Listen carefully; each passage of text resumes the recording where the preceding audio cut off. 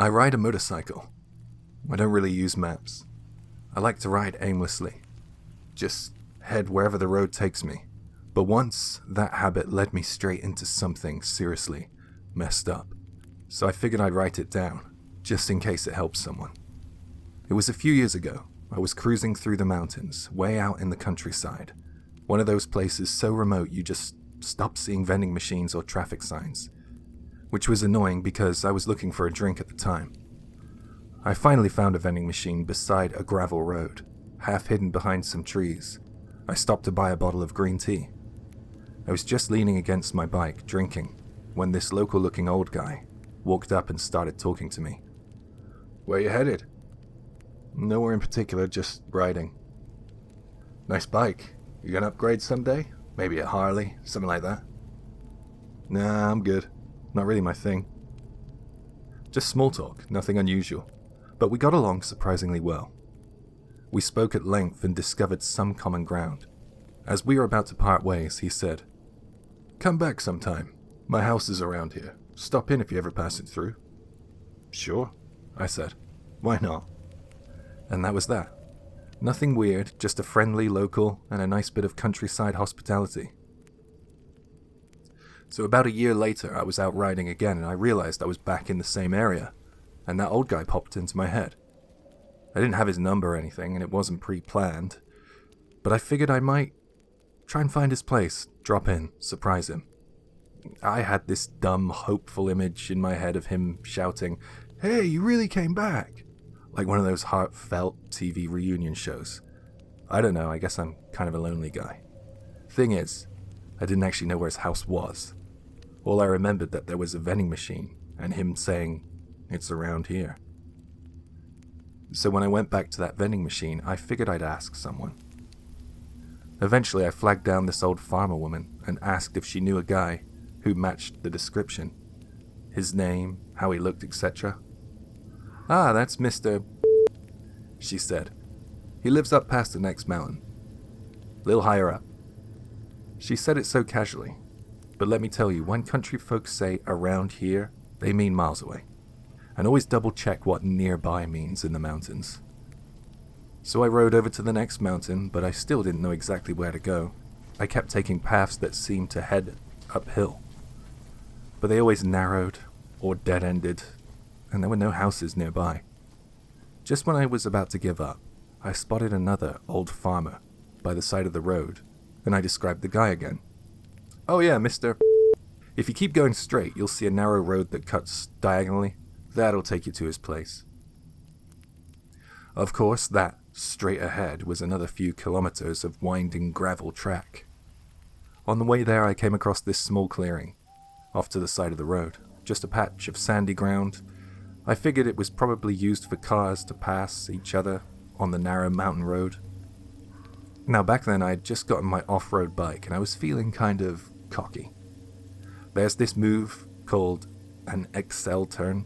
You keep one foot down, crank the throttle, and spin the rear tire to turn the bike in place.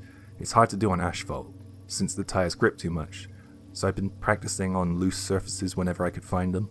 So yeah, I saw the sand and thought, what a perfect place to practice, so I went for it. The problem is, XL turns require commitment, and if you hesitate, the tire doesn't slide, it grabs, and then the bike just tips. Which it did. My hand was still on the throttle though, so the bike jerked weirdly, flew off, and landed in the nearby grass. And that's when I heard it. Crack. Not a mechanical sound, not metal on gravel, but something broke. I ran over to check and found my bike had landed on what looked like several nailed together wooden boards buried under the grass. They looked like they had once been a whole object, maybe a sign or a structure, but now it was shattered. I froze. I glanced around, but I was deep in the mountains, and no one was in sight. It was probably some old trespassing sign, I told myself, nothing important. But I was worried I'd just damaged somebody's property. But there wasn't much I could do about that. I picked up my bike and rode off quickly, heart pounding a little harder than I wanted to admit. The thing is, something about that break didn't sit right with me. It didn't feel like it had been just a sign. I felt like I'd broken something meant to stay hidden. I shook off that feeling and carried on. Soon after, I reached the narrow, diagonal path that the second farmer had mentioned. It led me to a quiet house tucked deep in the trees, rustic 2-story, completely alone. The old guy from last year greeted me with a huge grin, just like I imagined. "Hey, you really came back." I smiled, relieved. Maybe this would be a good memory after all. He invited me to stay the night, said it was too late to be heading back, and his wife was already preparing dinner. She greeted me warmly, laid out a full countryside spread, miso soup, simmered vegetables, grilled fish, and poured us all tea. For a guy living alone in the city, that kind of warmth gets to you. It was peaceful, quiet, like I was part of their home. It was like for one night only I was part of the family. But one thing stood out to me. Their phone sure rang a lot during dinner. The wife would quietly excuse herself, step into the hall, and answer, each time she returned looking tenser. She would pass me and take the call in the hallway, so I could overhear snatches of the conversations. "Yeah, he's staying tonight. No, he doesn't suspect anything. He said he's from the city." The old man poured sake, and his wife refilled my bowl again and again, with practiced grace. Their hospitality made me forget things, like being a stranger, like how deep in the mountains I was. But I couldn't ignore those phone calls, 3 in total during dinner, and they never spoke about the calls. Neither of them offered an explanation. I tried to make conversation. "So, you two been living out here long?" The old man nodded. "Born and raised here, and we don't get many visitors." His wife said nothing, just cleared the dishes. "I'm surprised you even remember me." He gave a chuckle that didn't quite reach his eyes, and said, "Huh, out here, we remember everything." It was a strange answer. Later, they showed me to my room on the second floor. There was tatami mats, a futon, a low wooden dresser. It was simple, clean. A tiny paper lantern sat flickering in the corner. "Bathroom's downstairs, just past the kitchen," the old man said. His wife stood behind him, arms folded in her apron. "Sleep well," she said, and to me it sounded a bit more like a warning than a blessing. I lay in the futon fully clothed, phone tucked under the blanket, thumb hovering above the screen. No reception, of course, just a blinking red bar and 27% battery. I tried to sleep, but the silence was too loud. No crickets, no frogs, just the slow ticking of a wall clock in the hallway. And faintly, the sound of someone walking downstairs, back and forth, back and forth. Eventually, I must have dozed off. I don't know how long I was out there, but I woke up to a floorboard creaking right outside the door. Not a footstep, just the shift of weight, like someone standing there. I held my breath, eyes open in the dark. Then the light from under the door dimmed. They were standing right there. I didn't move, I didn't breathe. Whoever it was just stood there for minutes. Then slowly the light returned, and their shadow was gone. But the silence had changed. It felt thicker, like a paused silence, as if someone was listening. At some point, I fell asleep again. My dreams were fragmented. Wooden boards cracking under wheels, the sound of distant ringing phones, someone standing at the foot of the futon, whispering, just out of hearing range. And when I opened my eyes again, it was all still pitch black. I checked my phone. 2:06 a.m. Battery at 16%. That's when I heard a voice, low, muffled, not quite a whisper. "He's still here." It was coming from downstairs. Then another voice, sharper. "We'll wait, just in case he tries." I bolted upright, cold sweat clinging to my back. Nope, no more waiting. I slid out of the futon and packed my things as quietly as possible. Shoes in hand, I had to try and get out of there, so I crept into the hallway. Every step on the old floor groaned like a death sentence. I had no clue where the owners of the house could be. It was a total gamble, but a gamble I had to take. I passed the stairwell, without looking down. At the front entrance, I grabbed my helmet and eased the door open. I was feeling relieved. I was actually outside. Outside, it was colder than I remembered. The night was moonless, still. I didn't breathe until I stepped off the wooden porch. But as I reached for the bike, I stopped cold. The tires sagged. Both were flat. The rubber looked cleanly slashed, like a knife had done it. I wanted to scream. Instead, I laughed. Quiet, desperate, hopeless. I didn't have time to think. I just started pushing the bike, dead tires flapping against the gravel. I was just trying to get as far away as I could from the house before anyone noticed. Every few meters I stopped to listen. The night was unnaturally still. No dogs, no wind. Just the quiet crunch of my own footsteps and the occasional wheeze of the handlebars. There wasn't a clear road, just a narrow dirt path leading downhill through the trees. I had no idea if it would lead to the main road or not, or a dead end or another house. After what felt like about 20 minutes, I let myself stop and breathe. And that's when I saw it. A light. Behind me. Not a flashlight, not headlights, just a warm yellow light from the direction of the house. Like someone had turned on the porch lamp. And I knew that hadn't been on when I left. They knew. I panicked, ducked off the path into the trees, dragging the bike with me until I couldn't anymore. It was useless now, dead weight. I left it propped against a fallen log and stumbled further into the forest. The branches tore at my sleeves. My socks were soaked from the dew. My breath came out in hot clouds that felt too loud. Like even the trees could hear me, and still, no sound from behind, which was somehow worse. Were they following quietly? Did they see any point in chasing me? Did they already know where I was? This damn network. Everyone was watching me, everyone connected. Maybe there wasn't anywhere to run. I stopped by a cluster of trees, heart pounding so loud it hurt my ears, and I pulled my phone out, 11% battery. I dropped to the forest floor, and I curled up at the base of a thick tree and started typing this. Just in case. So if you're reading this, I messed up.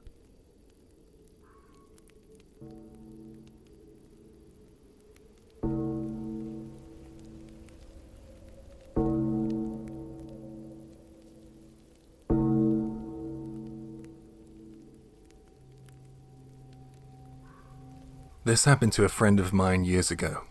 It was during the New Year holiday, and he was driving back to his family home.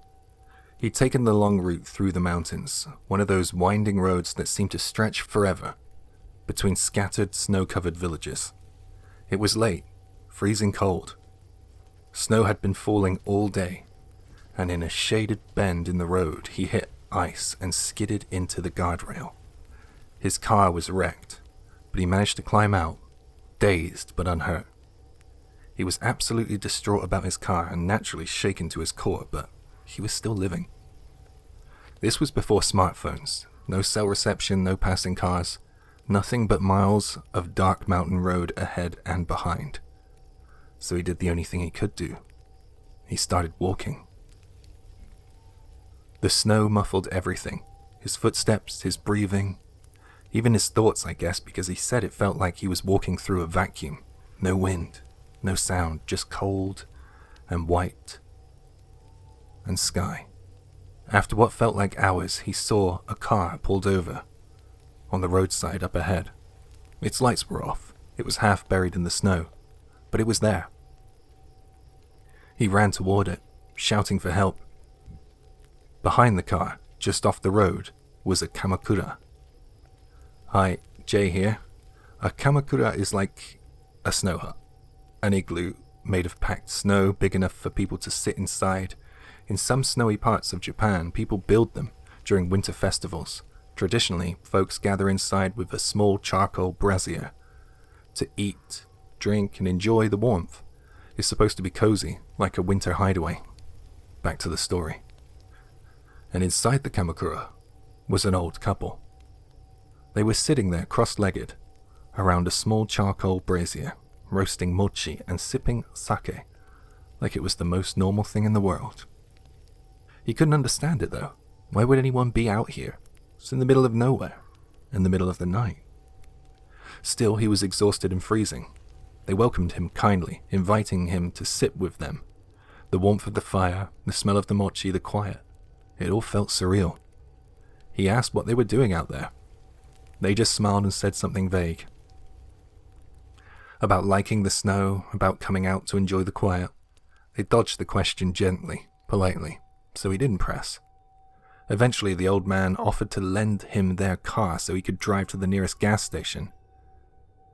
At first, my friend refused. Even just driving out and back would take hours, and he didn't want to leave them in the cold. But the old woman reassured him. We live nearby, it's fine. We just drove out here to bring the brazier and the shovel. Besides, if we went out on a long drive, our backs would hurt. The old man added, My driver's license is in the glove compartment. Just return the car to the address on it when you're done. My friend finally agreed, but offered them something in return. His university student ID. He told them to hold on to it so they know who he was, just in case anything happened. Now let me switch to first person now. I'll tell the rest of the way as my friend told me. I hadn't been driving even an hour when a deer darted out in the road. I slammed on the brakes. I felt like I was having the worst luck that night on the roads. Something in the back seat shifted hard when I did that, so I pulled over to check for damage. While picking things up, I found the old man's jacket tossed on the back seat. I was really cold, so I threw it on. I reached into the pocket, thinking I might find cigarettes or matches or something. Instead, I pulled out a brown envelope. It was labeled Will. I froze. But I knew I had to open it. Inside were handwritten pages. We want to help our son and daughter-in-law with this insurance money. At the bottom were signatures. Same names on the driver's license. I checked the address on the license. It wasn't local. It was from another prefecture entirely. They lied. They didn't live nearby. They weren't just out for a drive. They had come here to this place, in the middle of nowhere, in the middle of winter, for a reason. I panicked and my mind attempted to put two and two together. No clever thoughts, no logical plan. I just turned the car around and drove back as fast as I could. When I reached the spot again, the Kamakura was still there, but it was now sealed, packed with snow, just a smooth round dome. No lights inside, no voices. Their shoes were placed neatly outside. They closed themselves in. I started digging, my hands raw, my heart pounding. Eventually I broke through, and they were still alive. Barely. Dozing, drowsy. I shook them awake, stammering apologies. I didn't even know what I was saying. They looked confused at first, and then the old man smiled like he understood. You couldn't find the road back, huh? We got in the car. I made them join me. I couldn't leave them out there. No one said a single word during the drive. Not a single word. When we arrived, I stepped out and bowed deeply and said, Thank you for everything. I'm so sorry The old man cut me off. No. We're the ones who should apologize. I guess we'll save it for another time. They drove away. But I knew what they meant. I knew what they were planning. And that was it. We never saw them again.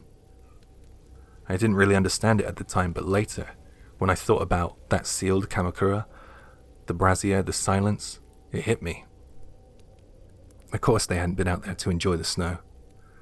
A Kamakura is usually something playful. People build them during winter and drink warm amazake inside them. But in this case, it was more like a tomb. Burning charcoal in an enclosed space like that, no ventilation, that gives off carbon monoxide. They were going to go quietly, warm together, without telling anyone. That's why I think they gave me their car, why I found the will in his coat, and why they smiled so gently when I came back. And when the old man said, "I guess we'll save it for another time," I think he meant it. My friend has told me he hasn't been able to look at the obituary section of the paper since.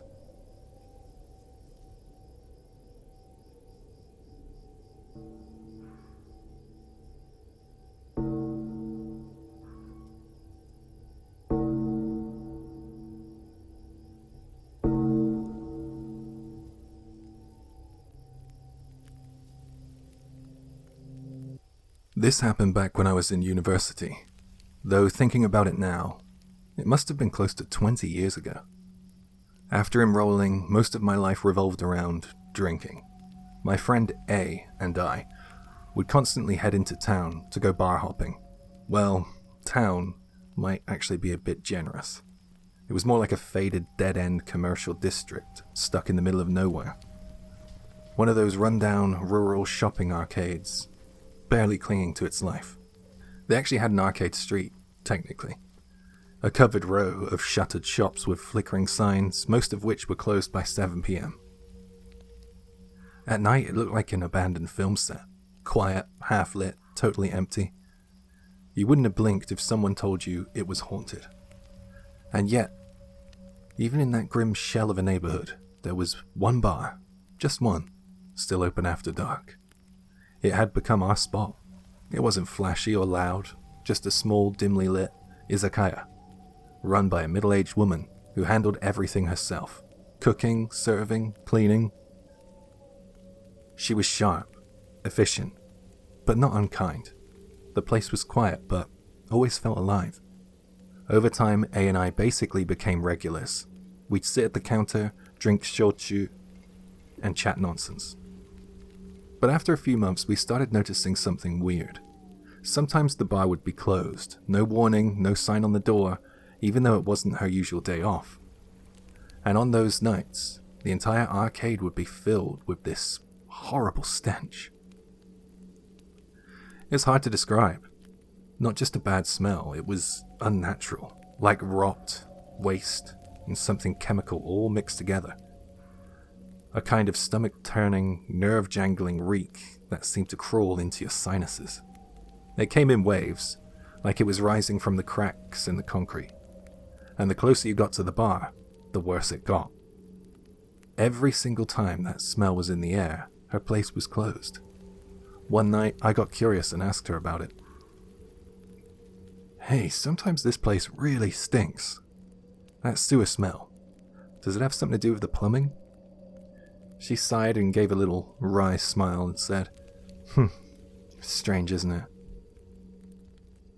Whenever the smell comes around, I can't even open the shop. It gets that bad. I'm at a loss, honestly." She went on to explain what she thought was causing it. Apparently, there was an old irrigation channel running directly underneath her bar, part of a tangled network of waterways that crisscrossed the area. The problem, she said, came from further upstream. According to her, there was a livestock farmer upriver, a small half-illegal operation run by a family full of weirdos. They dump animal carcasses and waste, organs, dead pigs and cows, all of it straight into the river. The water gate stayed shut for most of the time, so the waste would just sit there, festering, until the gate opened, and the foul runoff surged downstream, passing right beneath the floor of her bar. "Oh, it's just awful when it happens," she said. "Everything stinks. I can't serve food in those conditions." "What else can I do?" I asked her. Why hadn't she reported it? I mean, she knew exactly who was doing it. And it was serious. Shouldn't the police or the city step in? She said she'd tried. In fact, you could say they'd tried. She and some others. Shop owners from the arcade. had gone to the local authorities multiple times. But the farmer and his family, in her words, were certifiable, belligerent, volatile, super aggressive. Even when authorities intervened, things would quiet down for a bit, and then they'd go right back to how they were. They were well known in the area for all the wrong reasons. The very next day, A and I were in the campus cafeteria talking about what we'd learned. That's when a local upperclassman overheard us. "Oh yeah, that family? Everybody knows them," he said. "Their place isn't far from here either. Real backwoods types. The old man used to be mixed up in some real sketchy stuff. Now they run a farm together, but it's always a mess. Constant arguments with the neighbors. People complain all the time." A and I looked at each other. The place was close by, so why not go take a look? Curiosity got the better of us. On our next day off, we followed the directions we were given and found the farm. It wasn't much to look at, just a decaying shed built from rotting wood and rusted corrugated tin. There was a pen, maybe once, used for feeding pigs, next to a murky-looking canal. "I think this is the waterway she was talking about." I leaned over and peered down the canal, half expecting to see dead pigs floating in it, bloated, decaying, grotesque. But there was nothing like that. It wasn't clean by any means. There were flecks of trash and greasy bubbles on the surface, but it wasn't the horrific scene I had pictured. Just a dirty canal, like you'd see anywhere in the countryside. We were about to head back when a breeze picked up, a sudden sharp gust of wind, and that's when it hit us. The smell. Instantly overwhelming. Not just rot, but something that felt almost poisonous, like it had weight, density, a chemical burn mixed with bile and death. It triggered a gag reflex the moment it hit the back of my throat. We looked around in panic, but the canal didn't seem to be the source. We then noticed something. The farm. It was too quiet. The pig pen usually sounds like chaos, grunts, squeals, movement, but this one was dead silence. With dread rising in our stomachs, A and I crept closer to take a look. Already we knew before we even peeked. We peered through a gap in the rusted metal siding. It was hell. The stench coming from that place was like something wrong with the world. I threw up on the spot. A managed to hold it in. Barely, I guess. Inside were dozens, maybe hundreds of pigs. All dead. The floor was covered in their bloated, ruptured corpses. Some had liquefied into purple slush. Waves of maggots writhed through the rot. The air inside was thick with flies. Black clouds, pulsing in the gloom. We turned and left. We didn't speak another word until we reached a small police box near the university, and we'd reported what we'd seen. The officer's response was chillingly casual. "Yeah, sounds like they might have skipped town. They've been off the radar for a while." Honestly, it sounded plausible, but then things took a turn. A few weeks later, it was all over the news. The old man and his entire family were found inside their farmhouse. All of them dead, completely skeletonized. From the condition of their bodies, it was assumed that they had been dead for at least 3 months. No food, no one to care for the animals. Curtains open to allow the blazing sun and the flies and their young in. The pigs had gone feral, eating each other, gnawing their own dead to survive, and then finally starving to death. The whole thing was horrific. A few nights after the discovery, A and I went back to the bar. It was crowded. People were talking about the dead family. Regulars were buzzing with speculation. Man, I never would have expected a murder-suicide. That bunch, no way. Too selfish for that. Well, whatever, at least now that guy dumping the damn pigs in the water's gone. This place might stop smelling like a damn sewer, eh? The woman behind the bar gave a non-committal, "Yeah, maybe so," as she bustled around serving drinks. A ordered another round. Then, offhandedly, he said, "By the way, that family's been dead for 3 months. So technically, No one's been dumping anything into that canal you mentioned. But that stench, it still came back last month, right? And the month before that too, right? I froze, because he was right. I remembered those nights, the reek hanging in the air, the izakaya being closed. I was about to say something like, yeah, that's pretty weird. But I stopped, because something felt off, like a sudden pressure in my chest, like I was remembering something wrong, or about to remember something I didn't want to. The woman at the bar turned to look at me, and I understood, all at once, why the smell was still there, why the shop was still closed. My skin went cold, a wave of nausea surged up to my throat. And from somewhere nearby, that same stench began to rise again. Thick, foul, inescapable. It was never the canal. And in that moment it clicked. The smell. It wasn't the farm. At least not just the farm. The bar owner. She always said she had to close the bar because of the stench. But what if she was closing the bar to do something? Maybe the story about the pigs, the waterway, the farm family, maybe some of that was true, but blaming everything on that family now felt too convenient. So what's really under her bar? That arcade, abandoned that night, barely lit, like a forgotten corridor of some dead town. If someone disappeared here, would anybody ever know? Or notice? Or worse, if they did notice, they could just pretend not to. And the way she looked at us, not surprised, not afraid, it was eye contact. It was a warning. Don't say it. Don't ask. Just drink. That's what I felt. Her eyes were telling me.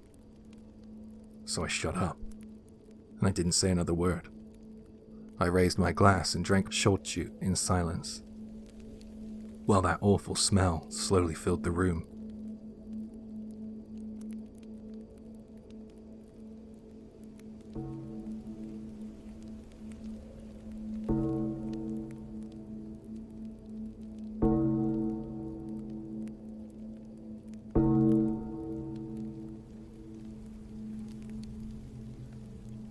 This is something that supposedly happened over 20 years ago. I heard it from an acquaintance, and to be honest, even the details now seem a bit hazy. But maybe that's for the best. It's the kind of story you don't necessarily want to dig too deep into. It took place on a remote island off the coast of Kyushu. I won't say exactly which island, though it's not hard to guess if you know the area, but let's just leave that detail out for now. On this island, there was a project to build a large-scale shrimp aquaculture facility, the kind of operation meant to bring jobs and revitalize a fading local economy. Construction took nearly a year, and during that time, all kinds of things started to go wrong. Accidents, mishaps, strange injuries, and then something worse. During the foundation work, the crew unearthed what looked like human bones. A lot of them. They weren't buried in any formal way, just dumped, scattered. Old, crumbling remains that had been left out to rot in the dirt. No one talked much about it. There might have been some historical context, maybe something dark in the island's past, wind burials. But the developers, maybe under pressure from the investors, brushed it aside. There was no proper archaeological survey. No official record made. The site manager just kept the work going. Still, the atmosphere on site shifted. Everyone felt it. That thick, invisible dread that clings to your skin like humidity before a typhoon. Eventually, the unease became too much to ignore, so someone brought in a highly respected Buddhist monk to perform a cleansing ritual. He stayed on the island for a full day and night, carrying out an extensive purification ceremony, and when it was over, he was visibly shaken. He said, "There is deep, powerful resentment here. The kind of hatred born from the massacre of an entire bloodline. Unless the head of that family is properly mourned and honored, this misfortune will not end." The people who were part of the project just nodded. They weren't surprised. Some even remembered during the groundbreaking ceremony, The sacred sakaki branch the priest waved in his hand split in two, clean down the middle. A bad omen, they'd said at the time. Now it felt like confirmation. The construction dragged on longer than expected, but eventually the facility was completed. Operations began, but nothing went smoothly. The problems kept coming. Equipment failures, inexplicable malfunctions, missing inventory. The business couldn't get off the ground, and some major backers reportedly suffered bizarre misfortunes in their personal lives. And then the sightings started. Ghosts. They appeared all over the site. In the admin office, in the refrigeration plant, even in the shrimp pools. Day or night, it didn't seem to matter. At first the workers panicked, then over time some got used to it. You'd see people walking around with juzu, prayer beads, wrapped around their wrists, quietly putting their hands together in prayer when they saw something unnatural. It became routine, normal even, but not for everyone, especially not for the mainland security guards. They were posted on the island in rotating shifts, staying overnight in staff quarters, and the ones who came from outside, who didn't grow up with the island's quiet gloom or odd silences, they had a much harder time adjusting. The acquaintance who told me about this story had been living on the island at the time, working various part-time jobs. When one job ended, he landed a new gig as a security guard.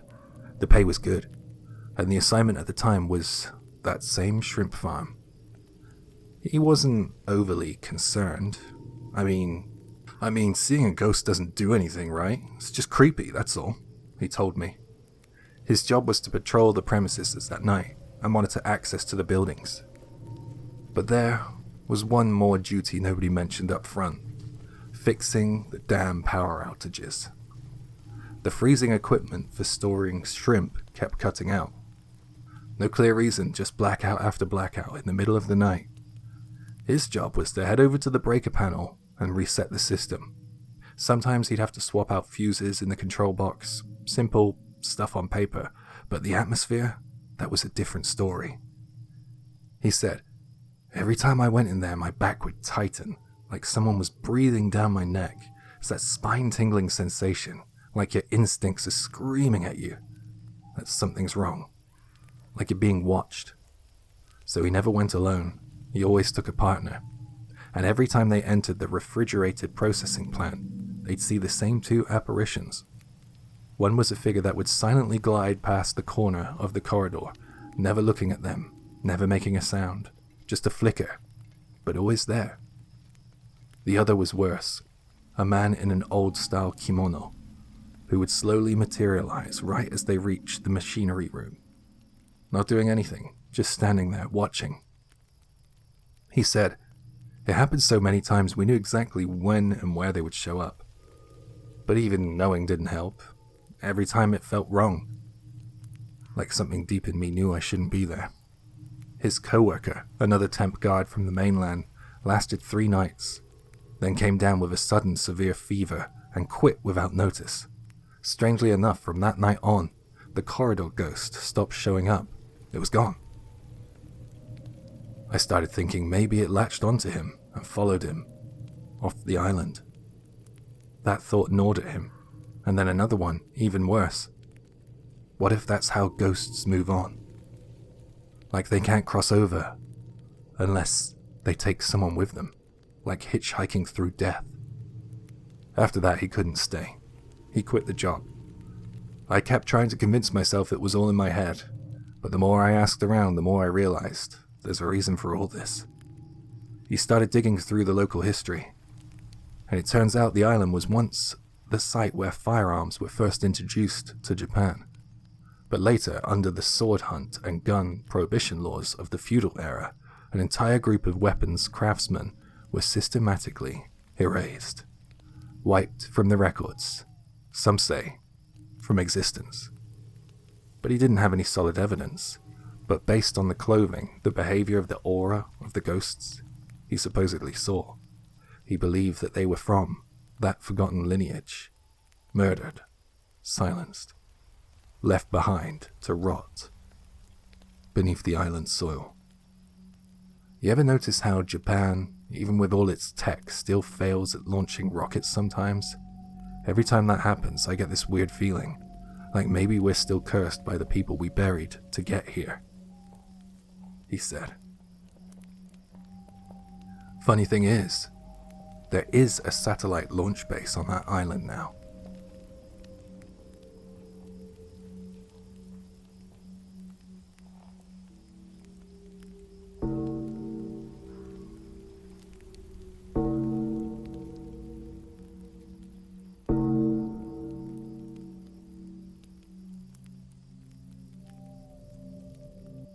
My childhood friend and I have this odd little hobby. We'll hop on a random train, ride out into the middle of nowhere, get off at some forgotten countryside station, and head off into the nearby mountains. Sometimes we would look for old shrines that aren't on the map, offer a quick prayer, maybe do a little bit of exploring. It's spontaneous, peaceful, and a little bit addictive. Well, for us at least. Maybe we're just weird. Over the years, we've had more than a few strange experiences. We've gotten lost more times than I can count. There was one time we wandered over 25 kilometers in a single day. Totally disorientated. But honestly, that's part of the fun. That's what keeps us coming back. This time we decided to head out to a mountain village in Nara Prefecture, a place known for its scenic views, even listed among Japan's top 100 Satoyama villages. We weren't going in blind for once, no off-rail exploring. We had Google Maps up. We planned to follow the trail straight up to the village. At one point along the trail, after passing a few irrigation ponds, the trail split into two paths. The thing is, we had asked someone back at the base of the mountain about the way up, and they said, just keep following the single trail through, you can't miss it. So we were a little confused when we opened up Google Maps again, because it showed two paths. And it also showed that these paths both reconnected about 500 meters ahead. So we figured, no big deal, either one should take us there. The left path looked a little shorter, so we went with that. At first, the trail was gorgeous, almost surreal. The ground was carpeted in ferns as far as the eye could see. Shafts of sunlight filtered through the trees. The air felt still, hushed, sacred. We joked that it felt like we had stepped into a fairy tale. We girls were in such high spirits that we even started singing the My Neighbor Totoro theme out loud in full voices as we walked. There was a clear path through the ferns, as if someone had walked there before us. It didn't look wild or overgrown at all, so we just kept moving forward without thinking to check the map again. After a while, the trees started to change. They were no longer tall and straight, but short, crooked things, barely our height. The branches twisted in unnatural ways, thin and almost brittle looking. Underbrush began to grow thicker around us. Even so, the trail, that one narrow path, continued. We ducked under low branches, pushed through some brush, and kept going. The path started to slope steeply upward. The trail got tougher. We had to push branches aside, just to keep moving. And finally we reached a point where we had to climb. Like a literal slope, like a cliff face, rising in front of us. That's when we stopped. Something about it felt off. We turned around and looked behind us, expecting to see the clear single path we had been following, but it wasn't there. There was no trail behind us, no ferns neatly parted, no signs of our footsteps. It was as if the path had never existed.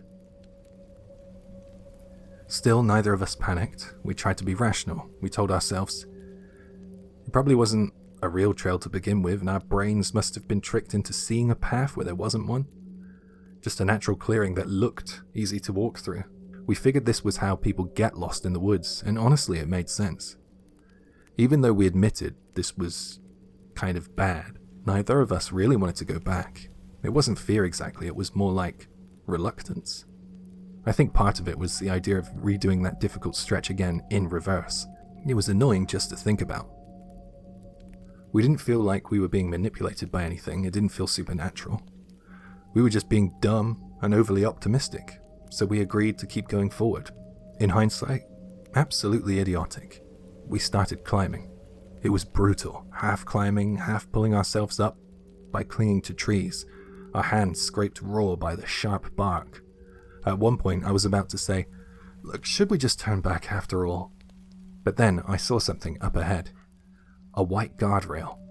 It looked like the kind they installed alongside paved roads, which meant, maybe, we were close to civilization. That gave us the push we needed. We scrambled to the top of the slope. But when we got there was nothing. No guardrail, no sign of it. Nothing at all could have even resembled it. No, we hadn't mistaken it for something else. There was simply nothing there. Well, I had to chalk that one up to a hallucination. Probably wishful thinking. My mind showing me what I wanted to see to keep going. We talked about turning back again, but after all that effort, neither of us could stomach the idea of going back down. So we moved forward again. And that's when it started to happen again. We'd spot what looked like another guardrail ahead, follow it, and again, there was nothing. It was like it was never there when we reached it. We kept going through thicker and darker parts of the mountain until finally we saw our first real man-made structure. It was a small ramshackle hut, the kind you sometimes see near old rice fields or in abandoned farm areas. This one was different. The walls were mostly collapsed, the ceiling was gone. One tree had grown through what was left of the structure. Only a piece of the floor remained intact. And on that floor, sitting in the middle of all the rot, was a single old-fashioned CRT television. You know the type of TV before flat screens, the big ones. Sometimes they had a VCR built in. It was just there. There was no way anyone had been through here in years. This wasn't a place you could just walk into. The slope we climbed was barely passable, and the rest of the path had been almost non-existent. And yet that TV, it was like finding proof that someone at some point had been here. Maybe this trail once was an old road that led into the village. Maybe the hut was a rest stop, maybe. Though I couldn't imagine anyone climbing like we did. Maybe a landslide had changed the terrain. We stood there, thinking about it, staring at the hut. And that's when it hit us, both of us at the exact moment, a wave of terror, of despair, a crushing, overwhelming feeling that we had never felt before. We'd gone through the whole trip laughing, singing, making dumb jokes, even when the path vanished, but now, just looking at that hut filled us with more dread than anything we'd ever experienced, and we couldn't explain why. We just knew we weren't gonna make it out. Neither of us could move. Then finally my friend whispered, "Let's go," and we turned away from the hut. We followed that faint trail in the opposite direction. I couldn't bring myself to look back, and that fear, that crushing dread, it followed us the whole way. And before long, even the illusion of a path vanished. We were surrounded by brush and thorns, both sides dropped off into cliffs, and now the only visible path was the one leading back to the hut. No cell signal, no map, nowhere to go. And that's when my friend said, "Let's climb down the cliff." And without hesitation, she grabbed onto a tree and began to lower herself down. I followed, and somehow, we made it. At the bottom of the slope, we landed on a concrete road, a real maintained road. Our phones suddenly had signal again, and soon we reached the village that we'd been heading for all along. We were covered in mud from head to toe, our clothes were torn, we got scolded by our parents by the time we got home. But that was the end of it. There was no supernatural twist, no ghost. So we thought. It's been 6 months still then, and lately, I can't stop thinking about that place, that hut. I want to go back. And when I brought it up with my friend, she admitted she felt the same way. We both know that we shouldn't. The fear is still fresh in our minds. Neither of us actually wants to go back, but something in us says that we have to. And so, without either of us really trying, plans are slowly falling into place.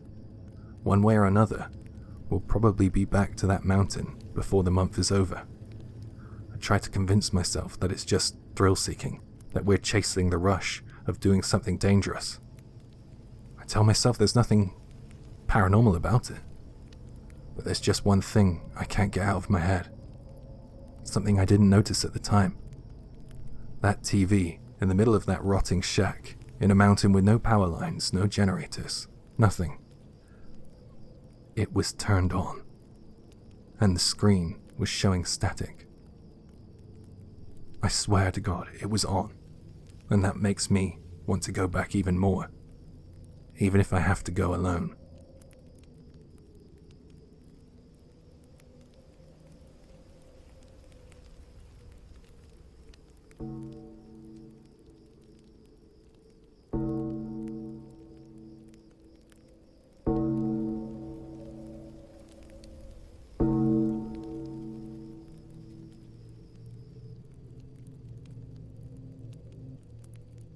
This happened after I got transferred for work.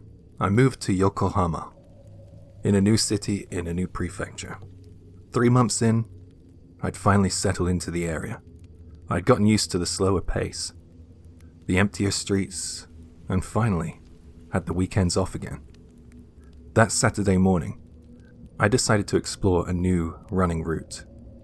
I heard of a mountain not far from my place, but hadn't had the chance to check it out. Since I'm the type who likes to stay active, I figured it'd make a good weekend challenge. The incline was steeper than I expected though. It wasn't a dramatic slope, but it just kept going. Still, I pushed on, barely taking breaks, and ran for over 2 hours straight. Eventually, a village came into view. It was small, maybe 30 houses clustered together along a stream, with narrow roads winding between them.